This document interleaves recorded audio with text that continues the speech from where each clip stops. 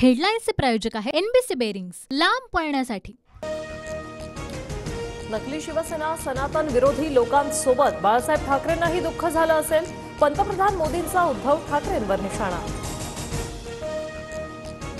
काँग्रेस सत्तेत आल्यास संविधान बदलून धर्माच्या आधारावर आरक्षण लागू होईल। काश्मीरमध्ये पुन्हा कलम 370 लागू होईल। मोदींचा काँग्रेसवर निशाणा। 400 जागा जिंकल्यानंतर भाजप संविधान बदलणार। मोदींच्या परवानगीनेच भाजप नेत्यांकडून संविधान बदलणार असल्याची वक्तव्य। प्रियंका गांधींचा मोदींवर निशाणा। बाळासाहेब ठाकरेंचं कुटुंब पंजाला मतदान करणार आहे हे राज्याचं दुर्दैव। ठाकरे गट 100% काँग्रेसमय झालाय। एकनाथ शिंदेंचा उद्धव ठाकरेंवर निशाणा।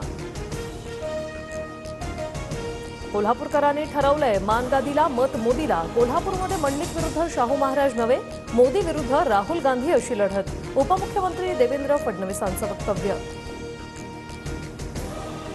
कोल्हापुरात मवियाकडून टीजर जारी। भीतीगादीची म्हणून सभा मोदींची, टीजरमध्ये उल्लेख। मवियाकडून महायुतीला डिवचण्याचा प्रयत्न। नरेंद्र मोदी पुन्हा पंतप्रधान होणं हे वैयक्तिक शरद पवारांसाठी धोक्याचं। शरद पवारांच्या टीकेला देवेंद्र फडणवीसांकडून प्रत्युत्तर। भाजपकडून मुंबई उत्तर मध्यमधून उज्ज्वल निकम यांना उमेदवारी। खासदार पूनम महाजन यांचा पत्ता कट। उज्ज्वल निकम यांचा काँग्रेसच्या वर्षा गायकवाड यांच्याशी सामना होणार। पवार गटाचे सातारा लोकसभेचे उमेदवार शशिकांत शिंदेंवर गुन्हा दाखल।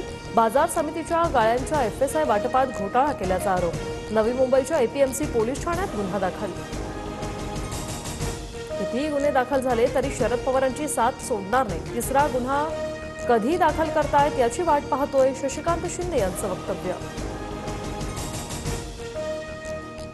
महाराष्ट्रात मोदींच्या सभांचा धडाका सुरू। सोमवार आणि मंगळवारी मोदींच्या एकूण 6 सभा।